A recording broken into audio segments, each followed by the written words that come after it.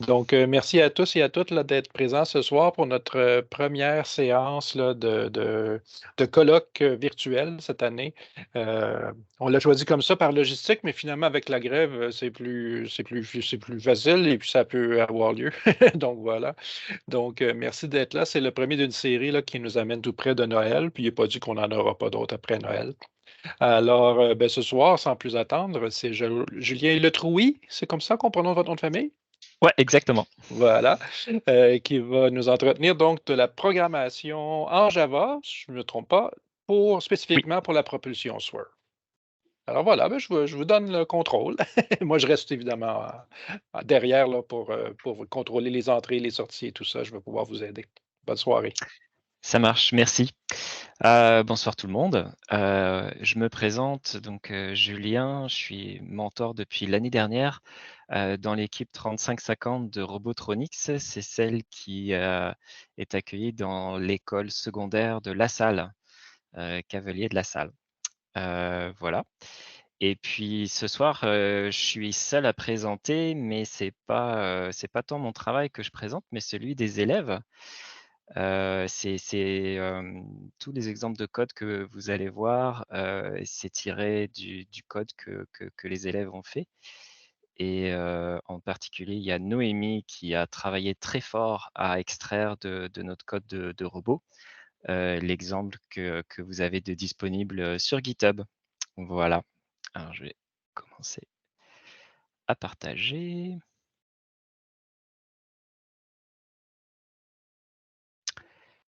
Donc bah, hésitez pas, si vous avez des questions, en cours de route, hein, à déverrouiller votre micro et à à prendre la parole.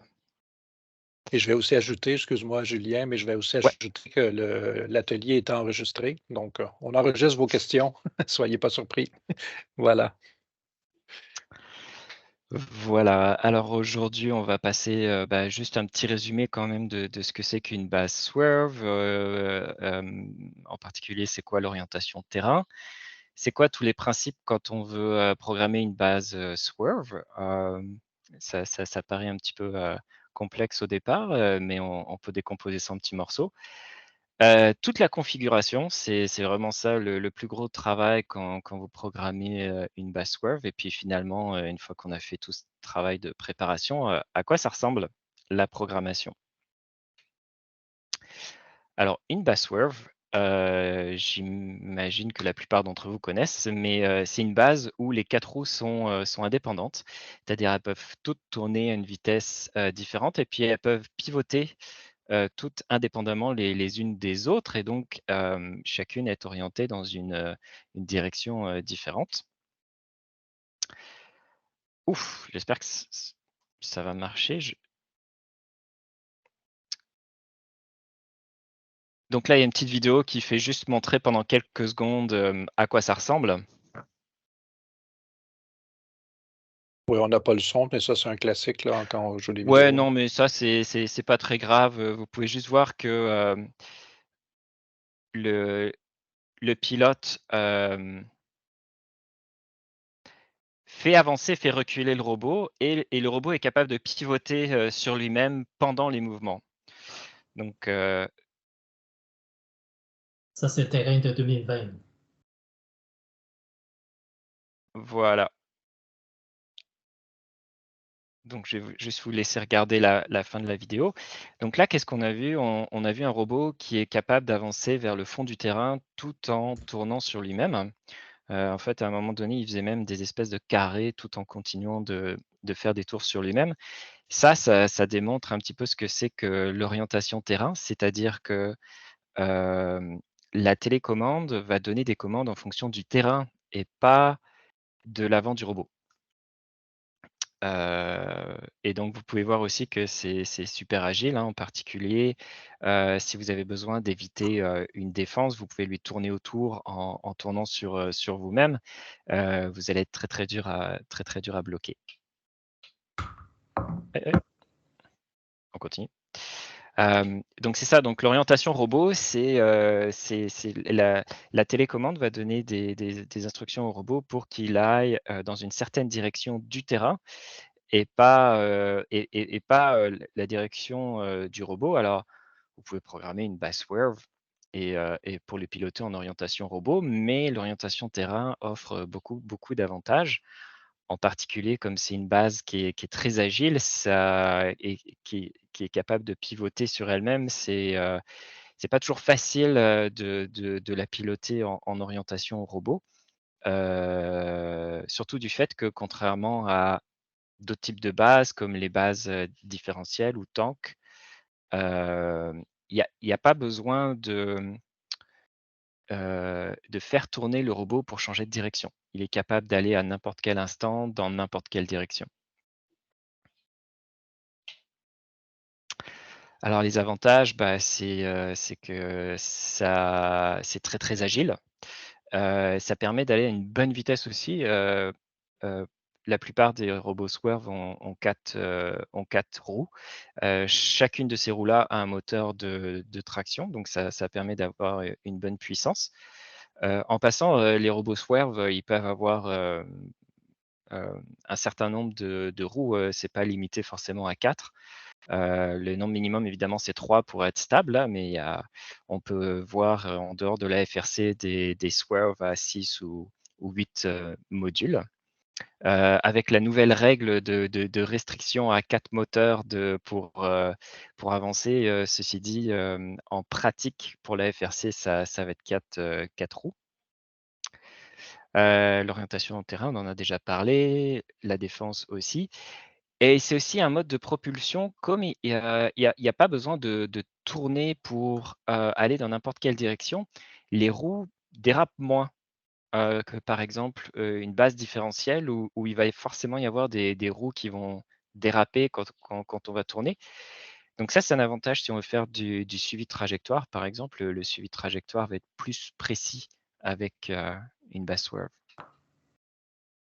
Les inconvénients, ça coûte plus cher, il y a plus de mécanique, il y a plus de moteurs, puisque pour chaque roue, il faut un moteur pour faire pivoter et un moteur pour faire avancer. C'est moins instinctif à piloter que d'autres bases, donc vos pilotes, quand vous allez passer à des bases swerve, il va falloir qu'ils s'entraînent un petit peu. C'est un petit peu déroutant, au départ, tellement c'est agile.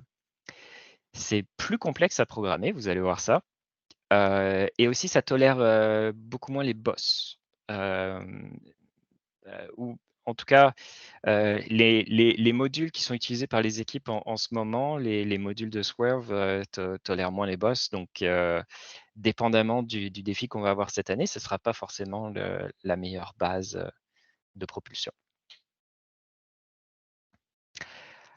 Alors en fait, comme c'est 4 roues, indépendantes, chaque roue finalement va être pilotée par un module et sur ce module-là, on va trouver, la transmission à la fois pour avancer, mais aussi pour faire pivoter la roue.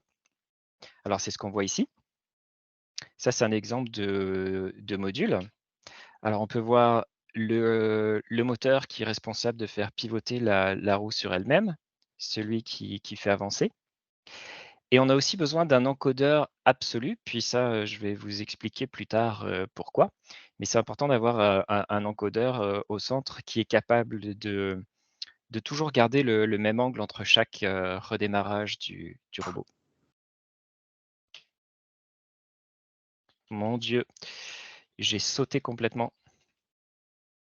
Attendez une minute, c'était pas la bonne touche. Hop.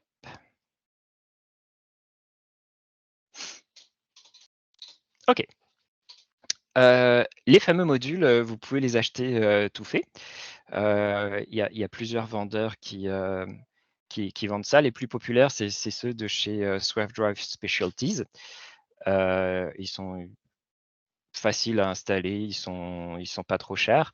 Les équipes les plus aventureuses font leurs propres modules, mais là, faut quand même avoir des bonnes connaissances en mécanique et en CNC. Alors, pour programmer, on va avoir besoin de connaître, 2-3 principes. Et le premier principe, c'est comment on passe d'une commande, au niveau du robot à une commande à chacune des roues. Donc là, par exemple, vous pouvez voir qu'il y a deux flèches. Il y a la flèche qui représente la direction et la vitesse du robot sur le terrain. Et il y a la flèche qui tourne, qui, elle, représente la vitesse de rotation du robot. Donc une commande qu'on va envoyer au robot, ça va être la combinaison de ces deux choses-là. Donc la vitesse en 2D et la vitesse de rotation. Et ça, dans le code, on appelle ça un chassis speed, quand on combine ces deux-là ensemble. Alors, ce qu'on va faire, c'est on va faire un calcul cinématique. Ça, qu'est-ce que ça fait? C'est que ça transforme cette vitesse 2D puis cette vitesse de rotation en 4 vitesses 2D pour chacune des roues. Donc ça, c'est un calcul qui est assez standard, hein. Il est disponible dans la librairie standard de WPILib. Et donc, c'est vraiment le calcul qui permet de programmer une base swerve. Vous me dites si je vais trop vite, pas assez vite. Non, ça va. Alors, un autre principe, c'est la désaturation. On veut que le robot puisse aller au maximum de sa vitesse. Ce qui veut dire que si, par exemple, on veut aller à toute vitesse vers l'avant du terrain, on va vouloir utiliser la vitesse maximale disponible des roues. Par contre, comme on est capable aussi d'envoyer une consigne de rotation, de pivot du robot sur son axe en même temps, si on combine les deux ensemble, on va avoir des moments où il va y avoir certaines roues qui vont dépasser la vitesse maximale possible. Parce qu'on va combiner la vitesse maximale en 2D et en plus la vitesse de rotation autour de son axe. Donc là, dans cet exemple-là, j'ai imaginé que la flèche rouge, en fait, dépassait la vitesse maximale d'un module. Donc, si jamais on faisait rien et qu'on laissait faire, ça ne serait pas dramatique, mais il se passerait que les roues, finalement, certaines déraperaient parce qu'elles seraient plus coordonnées les unes par rapport aux autres. Et d'autre part, le robot irait pas dans la direction qu'on voudrait, parce que forcément, ça va avoir un impact sur la direction du robot.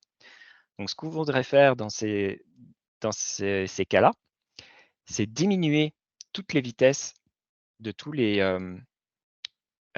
roues pour pas qu'il y ait une seule roue qui dépasse sa vitesse maximale. Et ça, c'est ce qu'on appelle la désaturation. Donc ça, c'est l'autre petit calcul qu'on va vouloir faire quand on va programmer la base swerve. Finalement, comment on programme l'orientation terrain, ça, c'est peut-être le plus simple.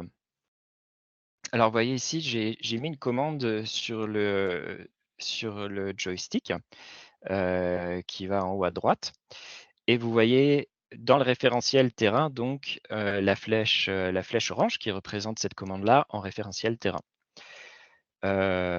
Évidemment, les moteurs du robot eux-mêmes sont calibrés par rapport à l'axe du robot. Donc, il va falloir transformer cette commande en référentiel robot. Et pour ça, tout ce qu'on va faire, c'est finalement décaler cette commande de l'angle actuel du robot. Donc, on va utiliser pour ça un gyro. Et donc, vous voyez, quand on décale la flèche, on se retrouve dans le référentiel du robot. Donc, la flèche violette, là, elle est un peu décalée par rapport à l'orange. Elle est décalée de l'angle du robot. Et donc là, on voit ce que le robot il va recevoir comme consigne, finalement, pour avancer.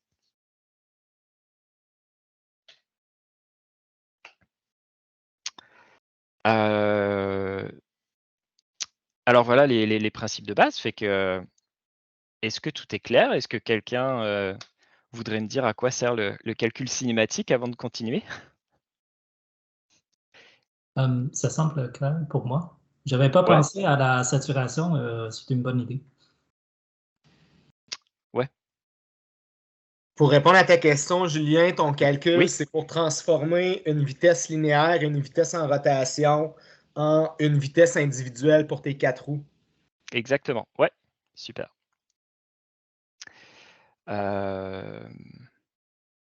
Est-ce que quelqu'un a des questions sur ces principes de programmation? Non? OK.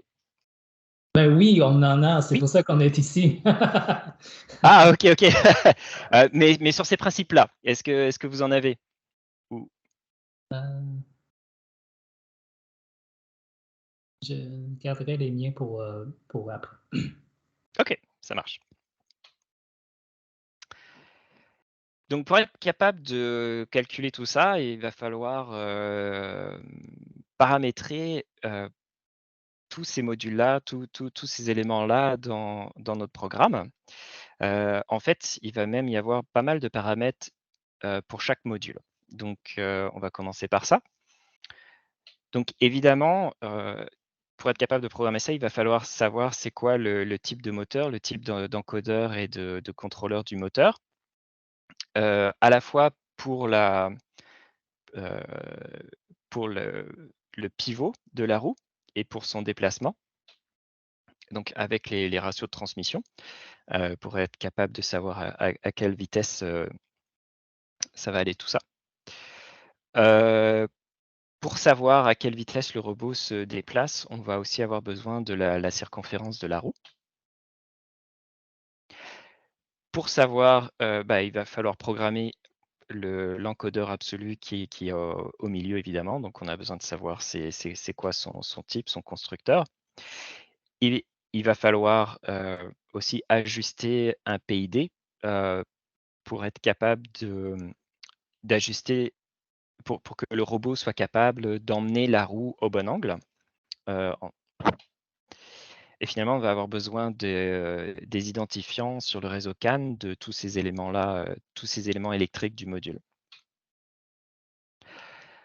Alors, ça fait beaucoup de choses, mais la plupart de ces paramètres, quand vous achetez un module, Swerve, ils vous sont donnés par le constructeur qui vous donne la plupart de ces informations-là.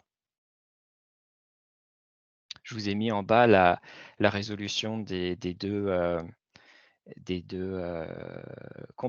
encodeurs de moteurs, les plus populaires.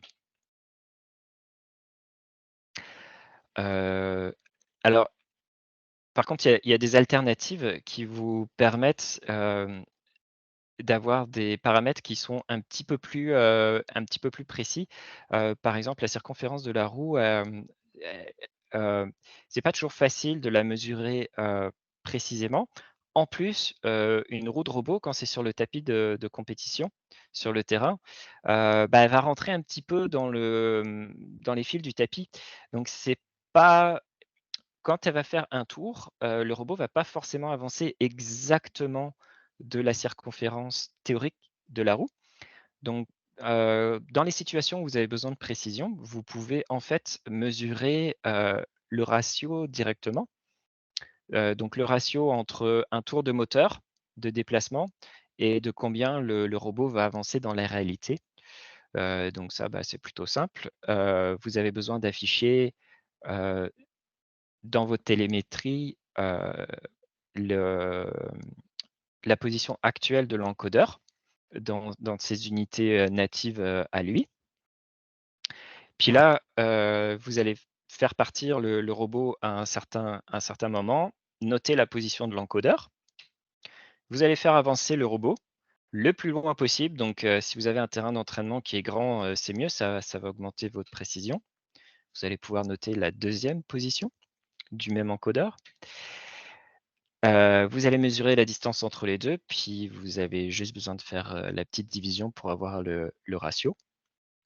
Donc ça, en pratique, comment on fait ça? On mesure pas vraiment à partir d'une roue là, moi je vous conseille de mesurer au milieu de l'avant ou de l'arrière du robot,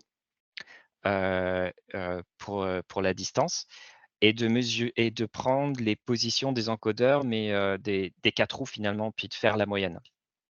Et de répéter cette mesure-là, une couple de fois et de faire la moyenne de toutes ces mesures-là et normalement heu, vous allez comme ça, réduire les erreurs de mesure et vous allez avoir quelque chose de très précis. Puis là, vous allez injecter quelque chose qui va être extrêmement proche de la réalité.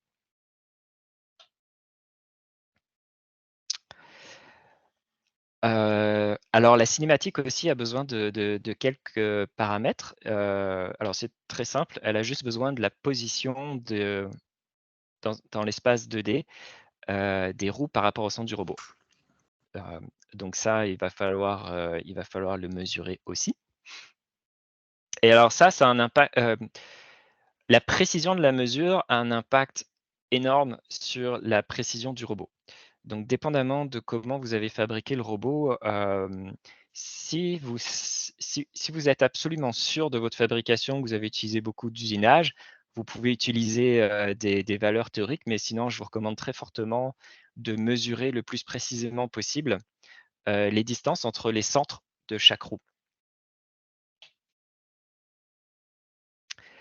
La désaturation, elle va avoir besoin de savoir c'est quoi la vitesse maximale du robot.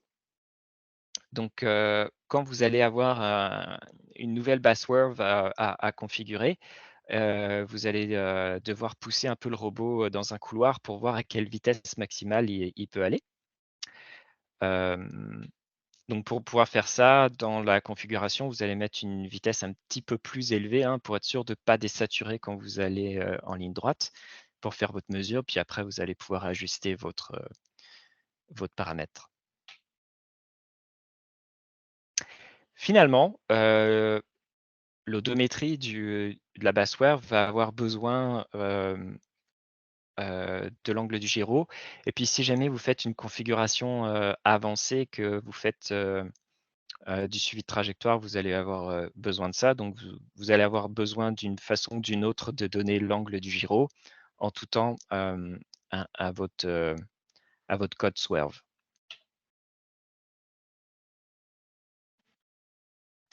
Est-ce qu'il y a des questions sur les paramètres qu'on a besoin? Ici, l'angle du gyroscope, est-ce que c'est l'angle continu qu'on parle ou c'est l'angle qui est toujours normalisé entre, mettons, 0 et 360 ou plus ou moins 180? Ça dépend de votre code. Dans notre code, par exemple, on a une classe qui normalise les angles pour pas avoir de soucis avec ça, donc ça n'a pas d'importance. OK.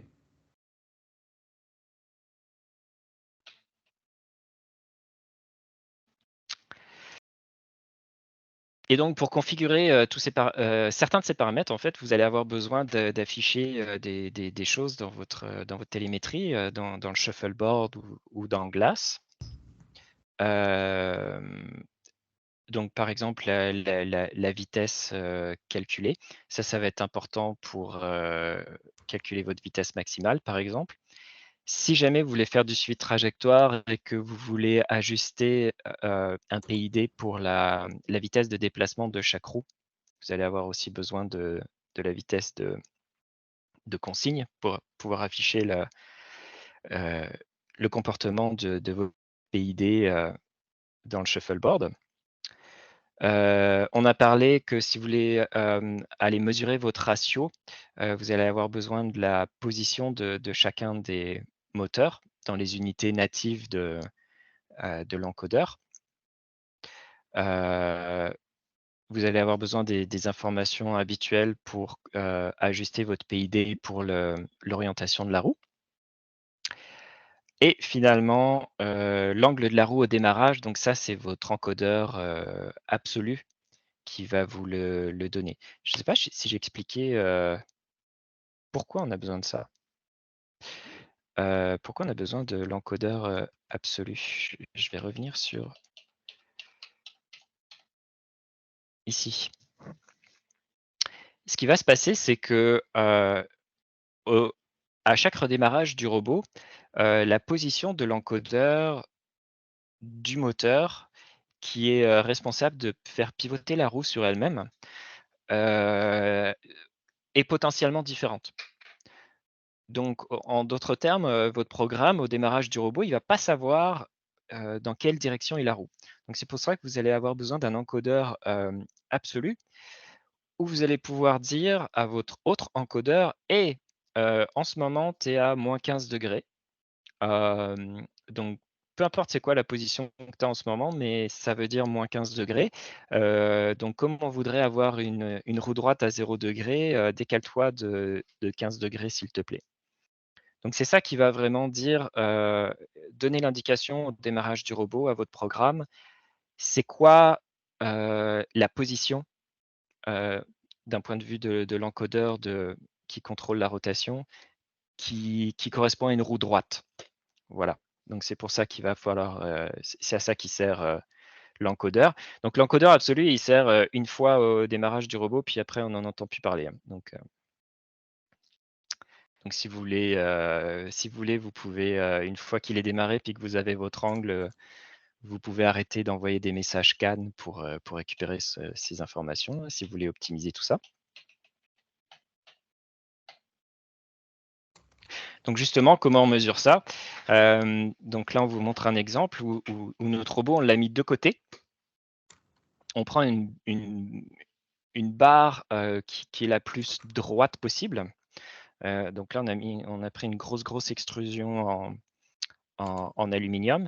Puis vous plaquez ça sur les roues pour qu'elles soient bien alignées vers l'avant du robot.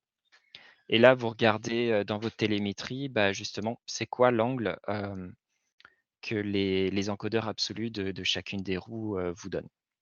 Alors là, on l'a mis de côté pour prendre la photo pour que ce soit plus facile, mais nous, on s'embête même pas à le mettre sur le côté. Là, le robot, il est sur ses 4 roues.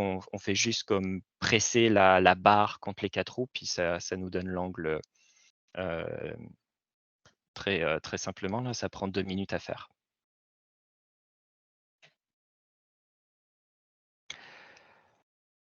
Pour ajuster le pit de rotation, je vous ai mis la petite procédure ici que nous on utilise avec nos petits trucs, mais bon, je vais pas passer à travers, hein. Vous avez accès à la présentation. Je pense que ça serait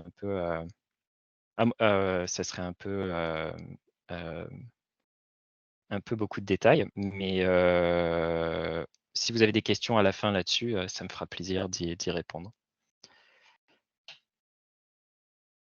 Et là, je vous ai mis des ressources. Si votre équipe n'a pas l'habitude d'ajuster un PID, des ressources de base sur comment le faire. Alors, le code maintenant. La plupart des calculs dont on a discuté, la cinématique, l'orientation terrain, la désaturation, tout ça, c'est standard dans WPI-Lib. Donc, c'est vraiment, l'idée, c'est vraiment de tout mettre ensemble pour que ça fonctionne. Et il y a quand même pas mal de boulot pour que tout ça fonctionne ensemble. Alors, il y a pas mal d'exemples qui sont sur Internet. Par exemple, la compagnie qui fait les modules populaires dont j'ai parlé tout à l'heure, Swift Drive Specialties, ils ont un exemple. Alors lui, il est incroyablement compliqué, je vous le déconseille. Mais il se trouve que c'est par celui-là qu'on a commencé, donc c'est le lointain ancêtre du code auquel on est arrivé nous, si vous êtes curieux.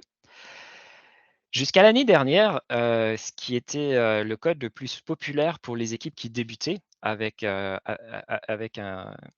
propulsion Swerve, c'était celle de l'équipe 364. La seule affaire, c'est que c'est pas mal hard-codé pour les moteurs Falcon. Et commencer les moteurs Falcon, c'est quelque chose qui est un peu terminé. Donc c'est un très bon exemple, assez simple avec un bon README, mais c'est ça, ça marche que pour les Falcon. Je vous ai mis aussi une vidéo qui vous explique pas à pas toutes les étapes de programmation si vous voulez tout programmer vous-même sans partir d'un exemple. Et finalement, nous, l'équipe 3550 et surtout Noémie, dont je vous ai parlé tout à l'heure, on vous a publié sur GitHub un peu l'équivalent de ce qu'avait fait l'équipe 364 avec notre code à nous, qui est allé encore plus loin dans la simplification d'usage et qui supporte plusieurs types de moteurs, donc pas juste les Falcon, ça supporte les Neo, ça va supporter normalement aussi les Kraken qui sont basés sur le talon FX, et puis c'est assez simple de rajouter un type de moteur si jamais c'est pas supporté.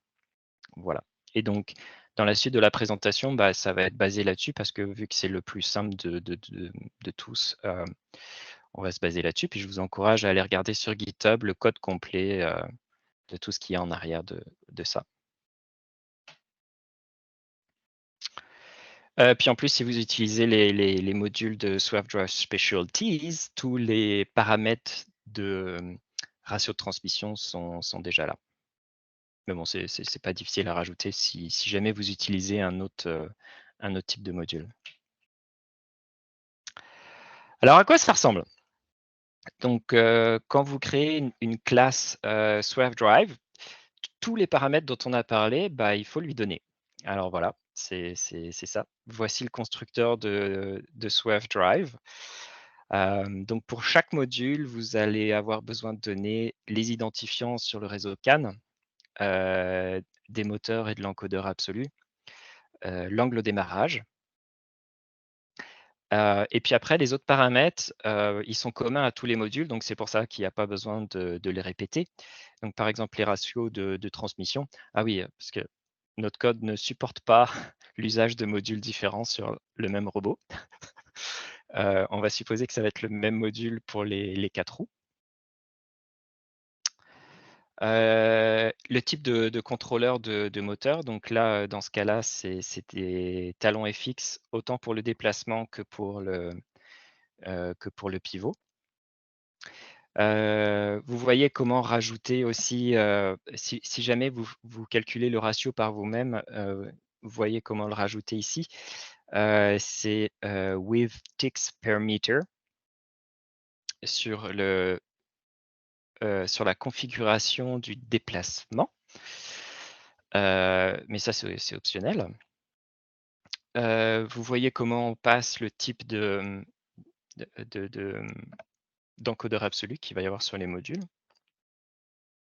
Et finalement, la dernière petite chose, c'est les paramètres qui sont globaux à tous les robots. Donc, c'est pas qui ne sont pas spécifiques au module. Donc, la vitesse maximale, la cinématique et une petite méthode pour aller chercher le fameux angle du gyro. Donc, ça fait beaucoup d'informations à donner en même temps, mais voilà, c'est ça une base Swerve. Est-ce que vous avez des questions là-dessus?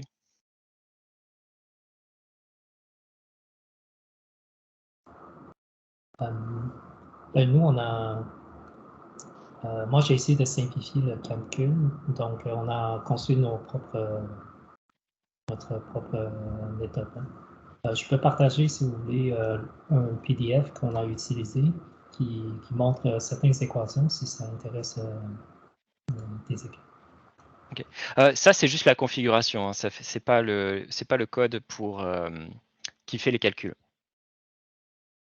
Le code qui fait les calculs, je vais en parler brièvement, mais je voulais juste montrer d'abord l'utilisation de la petite librairie qu'on a fait pour être capable de configurer votre propre robot Swerve.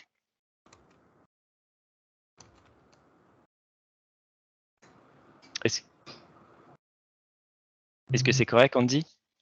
Oui, c'est bon. Ouais, ok. Et donc, une fois que vous avez tout configuré, que vous avez donné tous les paramètres, vous pouvez l'utiliser. Donc, par exemple, si vous voulez faire une petite commande pour que votre pilote le robot, voilà. Alors bon, pour les élèves, j'avais mis des... Je leur avais fait deviner les signes et les axes du gamepad qu'on utilisait.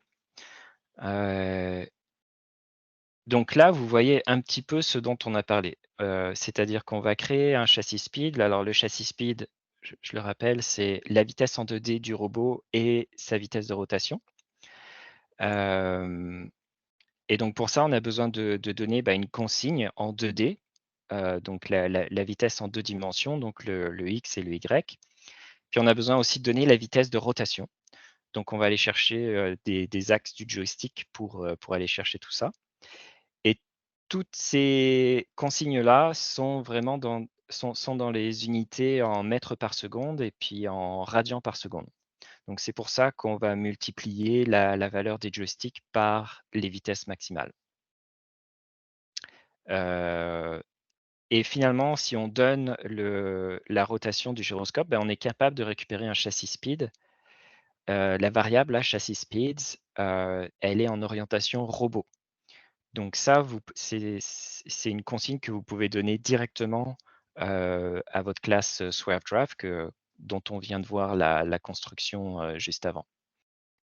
Donc, vous avez la méthode setOpenLoopSpeed qui prend le fameux châssis speed en paramètres. Et ça va s'occuper de piloter chacune des roues de votre robot en utilisant les principes de programmation dont on a parlé juste avant. Voilà. Puis, il y a la petite méthode stop si vous voulez stopper les roues du robot. Est-ce que vous avez des questions là-dessus?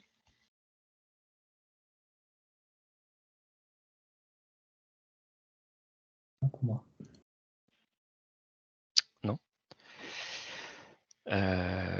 Voilà.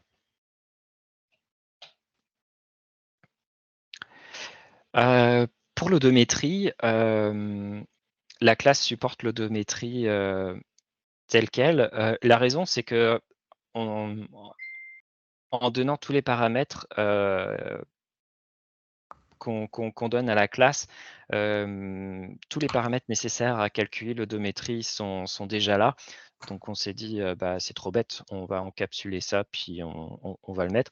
Donc tout ce qu'il y a besoin de faire, c'est à chaque cycle de calcul, c'est d'appeler périodique sur la classe en question et elle a toutes les informations nécessaires pour mettre à jour toute seule son odométrie. Puis après, vous n'avez plus qu'à afficher le résultat. Là, on vous a mis un petit exemple de code pour afficher ça pour afficher la position de l'odométrie dans le shuffleboard. Vous pouvez afficher aussi l'angle. Voilà. C'est aussi, je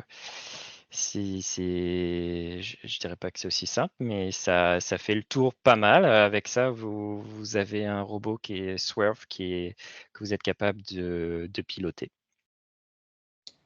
Une question? Oui. Quand vous avez suivi ces directives, combien de temps ça vous a pris avant d'avoir quelque chose qui est quand même fonctionnel? La toute première fois, vu qu'on était parti du fameux code de SwerveDrive Specialties, ça nous a pris un petit moment. Puis toute la procédure pour aligner les roues aussi, on l'avait pas là, on a fait plein d'essais-erreurs. Et ce qui s'est passé, c'est qu'on avait 2 encodeurs absolus qui étaient mal emmanchés et qui nous donnaient donc des mauvais angles. Ah, OK. Qui nous donnaient des angles différents au départ. OK. Mais nous, on interprétait ça comme on ne sait pas configurer le robot. Et donc, on a essayé de savoir par tous les moyens qu'est-ce qui allait pas jusqu'au moment où on a réalisé que c'était les encodeurs absolus qui n'étaient pas bons. Et donc, ça nous a pris peut-être 1 mois pour réussir à le configurer. Oh mon Dieu, OK. L'affaire ensuite, c'est que dans le SwerveDrive Specialties, on soupçonne très très fortement qu'il y a un bug dans le calcul de consignes à donner à l'orientation de la roue. Donc, ce qu'on va donner au contrôleur de PID pour la direction de chaque roue. Et donc, au bout on n'a jamais réussi à débugger. Le code était comme séparé en plein d'endroits différents. On n'a jamais réussi à débugger, donc on a été obligé de le refaire au complet. Puis ça nous a pris une petite semaine. Mhm. Voilà. Je pense qu'on a aussi fait un peu la même chose. Au début, on a tenté de juste faire fonctionner le SwerveDrive Specialties, mais moi, je me suis perdu là-dedans. Il y avait 2 codes différents. Il y avait le template, puis il y avait un code exemple. Ouais. Ah, là-dedans, j'ai abandonné. Ouais. Donc nous on a pris ce code-là, on a simplifié, simplifié, simplifié, simplifié encore et encore jusqu'au code exemple que vous avez vu là.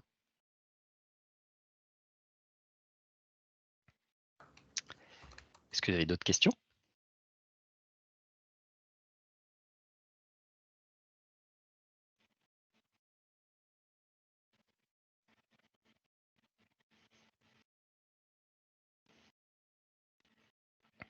Bon, j'ai une remarque à faire, c'est Régis, oui.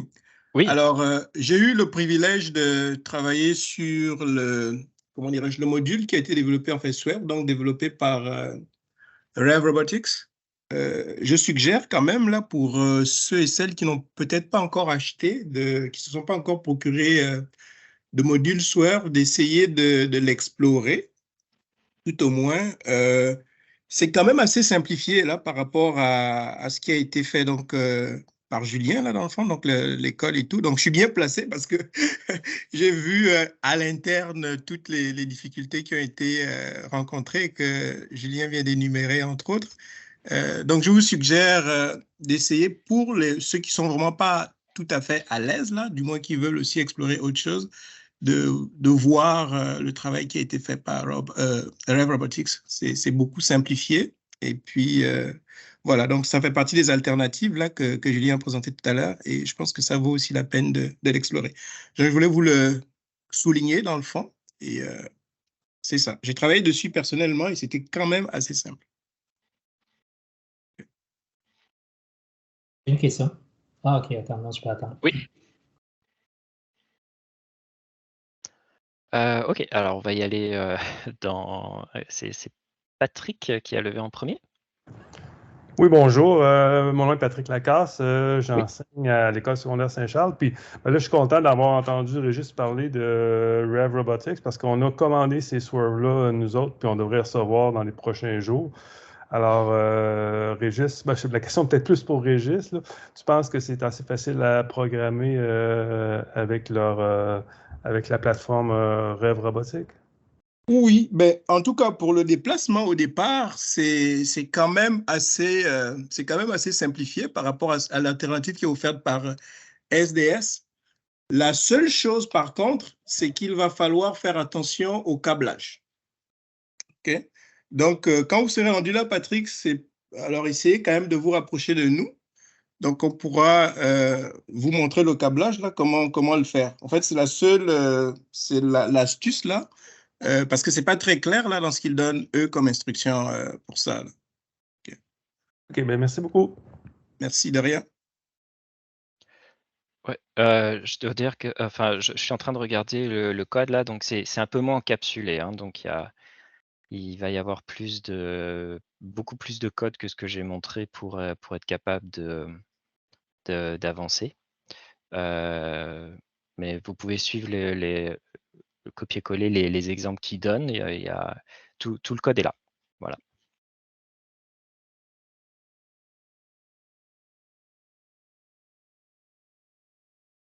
Oui, Sébastien a une question. Oui, merci. Premièrement, là, je voulais dire là, merci à Julien pour la présentation. Julien, dans le fond, j'essaie de me faire une tête parce que je t'avoue que je ne suis pas programmeur dans mon équipe. J'essaie comme de toucher à tout.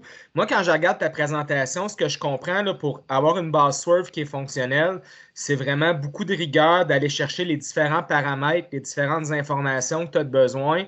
Puis après ça, tu les mets dans le code. Puis avec l'exemple de code que tu nous as montré, normalement, tu as quelque chose qui fonctionne avec ça. Là. Tout à fait, ouais. OK. Puis je voulais juste rajouter pour Régis, là, merci pour l'information, Régis. On a essayé de les acheter, les modules Rev. Ils étaient backorder quand on a essayé de les commander la semaine dernière. Je vais en reparler à Annick là, si jamais c'est possible de se les procurer. On en a des modules Swerve, je ne sais même pas lesquels on a. Régis le saurait plus que moi. Il a aidé mes élèves là, avec notre base Swerve. Alors, eux, ils ont un SDS, mais avec des moteurs de Rev Robotics, donc des Neo, dans le fond. Ce que je voulais aussi ajouter par rapport à la préparation, là, je dirais plus physique, donc tout ce qui est autour, là, Julien l'a dit, à savoir, c'est vraiment un travail, il doit être propre. Okay? Il doit vraiment être très, très, très propre, c'est-à-dire vérifier le câblage. Ça veut dire qu'il va vraiment falloir bien travailler avec l'équipe électrique là, pour vous assurer de l'intégrité des signaux. Sinon, ça va retarder, Julien l'a souligné. Alors, on fait des choses, on programme des choses. On n'a pas les résultats escomptés, parfois tout simplement parce qu'on n'a pas les bons signaux. Donc, c'est vraiment un travail propre à faire, le débogage électrique, à la limite, avant même de confier le robot à la programmation. Donc, c'est une indication que je voulais faire aussi. Tout à fait, ouais. Oui, j'en ai parlé un petit peu, les petits soucis qu'on a eu sur les encodeurs absolus. Bon, on a perdu plus de temps que ce qu'on aurait dû. Oui, Andy? Une question sur la désaturation.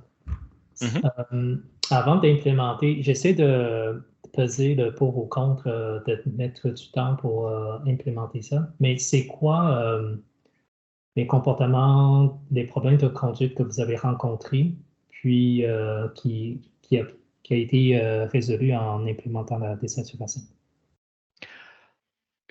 Honnêtement, c'est vraiment pour aller chercher de l'ajustement fin, dans le sens que les roues dérapent un peu. Là, c'est tout ce que ça fait. Fait que si jamais tu donnes une commande violente, mais c'est des cas super rares parce que faut envoyer le robot à sa vitesse maximum et pivoter en même temps. Donc, en pratique, dans une compétition, c'est rare que ça arrive. Alors, ceci dit, ça ne demande pas beaucoup de temps, hein. Je peux te montrer c'est quoi le code qui fait ça. La désaturation est déjà supportée par WPILib. Donc, tu as juste besoin d'appeler la petite méthode qui fait le calcul.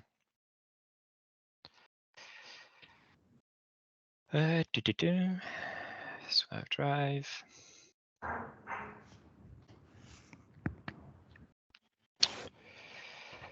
Voilà. Est-ce que c'est assez grand? Est-ce que vous voyez? Oui. Je peux. C'est correct. Donc, une fois qu'on a été chercher à partir du châssis Speeds les consignes pour les 4 roues, on peut juste appeler desaturate wheel speeds là-dessus. Puis la seule chose que ça prend, c'est la vitesse max. Fait que ça, c'est déjà supporté par la classe de cinématique de WPILib.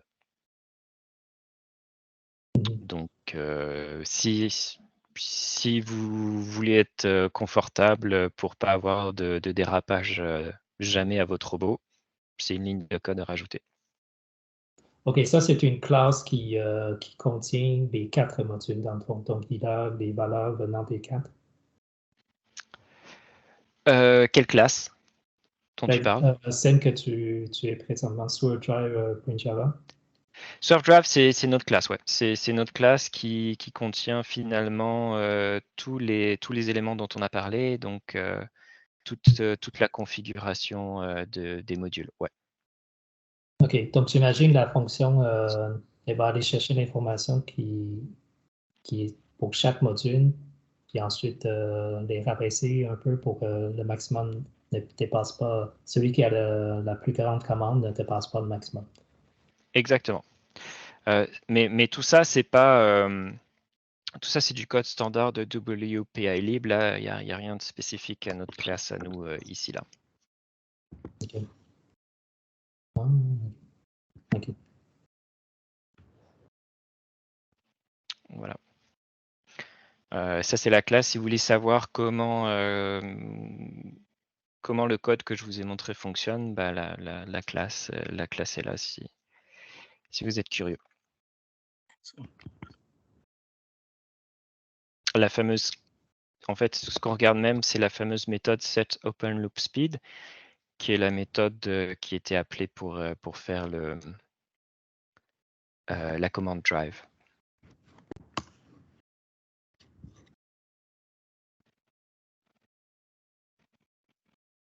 Oui, Régis? Oui, alors c'est pour compléter la réponse que j'ai faite tout à l'heure à Sébastien, donc par rapport à leur base actuelle, là, qui est SDS avec des moteurs Neo. Ça rentre exactement dans le travail que Julien vient de présenter. Donc, l'un des efforts, enfin l'effort, là, qui était vraiment un effort, c'est parce que le travail qui a été développé donc, par Julien et les jeunes, ou les jeunes et Julien, à Cavalier, ça a été basé essentiellement sur les moteurs, les Falcon. Et par la suite, ben, la réflexion, c'est de dire, ça vient de Julien, de dire, OK, mais bon, étant donné quand même les difficultés qui ont été rencontrées, alors comment est-ce qu'on peut faire pour rendre ça un peu plus, du moins général, là, à savoir qu'est-ce qui arrive pour une équipe, par exemple, qui travaille uniquement avec des néos.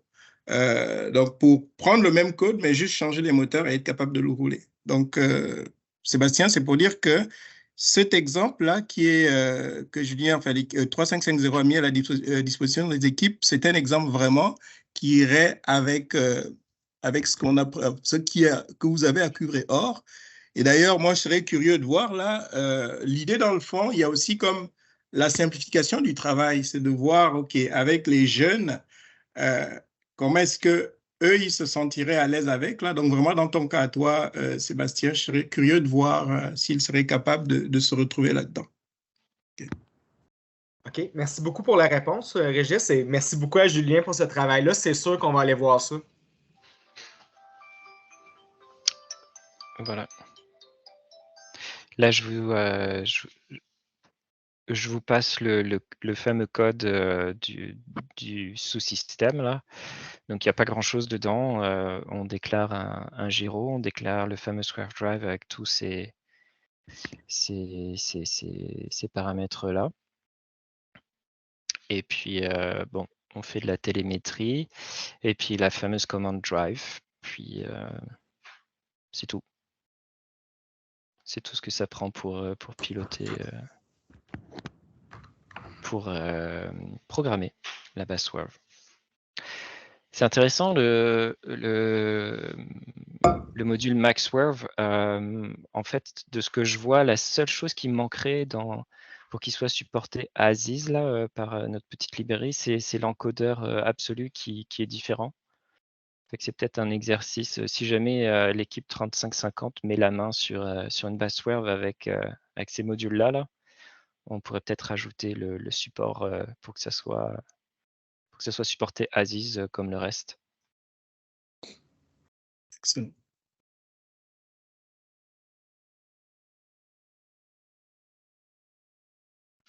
D'autres questions? Oui, Yann? Donc, vous m'entendez? Oui. Oui.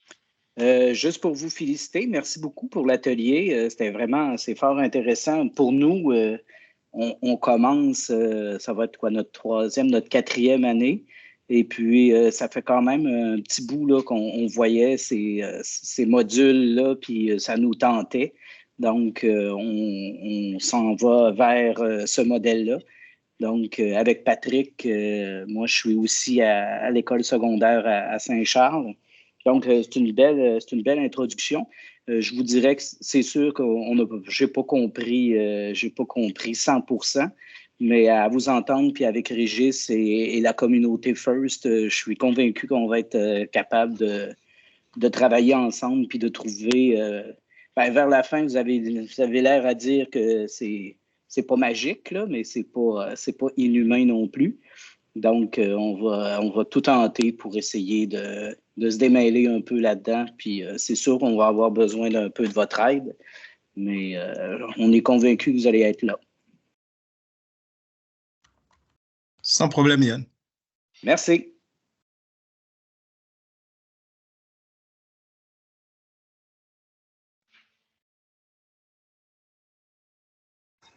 Alors, d'autres interventions, d'autres questions? Commentaires, tout est bienvenu.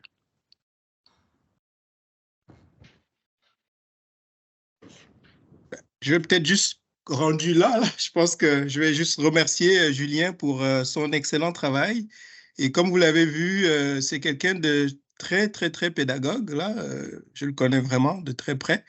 Alors, bravo. Et je suis très content Et le gros avantage encore qu'on a en ayant une ressource comme Julien, c'est cette générosité. Donc, par exemple, prendre le code, le mettre à la disposition de tout le monde. Alors, donc, si jamais vous avez des questions, s'il vous plaît, n'hésitez vraiment pas là à les transmettre soit directement à 3550 ou en passant par nous, là, donc Robotic First Québec. Et en ce moment-là, ben, on pourra toujours les transmettre aussi. Okay? Donc, je pense ici à quelqu'un comme Yann. C'est vraiment enfin, ce sont des ressources là qui sont vraiment mises à la disposition de la communauté. Et c'est avec plaisir qu'on accepte, du moins qu'on reçoit vos questions et qu'on travaille dessus. Donc, Julien, encore une fois, merci beaucoup pour ton professionnalisme, ta patience et tout. Je suis content que tu aies eu accepté de faire la présentation. Merci. Absolument. Merci pour ta générosité. Ça fait plaisir. C'est vraiment chouette de faire partie d'une communauté aussi sympathique que FRC là, fait que c'est vraiment un plaisir. Alors voilà, c'est sur ces bons mots qu'on va conclure l'atelier d'aujourd'hui. Est-ce qu'il y a une présentation que tu vas pouvoir laisser à partager aux participants? Ouais, alors j'avais mis les Parce qu'il y avait des QR codes, mais liens ouais, c'est ça. je vais vous donner le lien direct. Le lien de l'exemple sur GitHub Voilà. aussi. Je peux vous mettre aussi mon courriel si jamais vous avez des questions. Hop. Voilà. Alors voilà. Donc, tout est dans la conversation. Donc, si vous manque quelque chose, envoyez-moi un courriel pour me demander. Alors, merci beaucoup, Julien. Merci beaucoup à tous les participants. Alors, c'est un rendez-vous. Là, la prochaine fois, on a un autre atelier ce jeudi, mais ensuite, la semaine prochaine, lundi, mardi, mercredi, jeudi. Alors, si vous ne pouvez pas travailler avec vos équipes là, à cause de la situation, ben, vous avez quand même de quoi vous intéresser à différents sujets parce que la panoplie d'ateliers là, est assez grande. Alors, merci à tous. À la prochaine.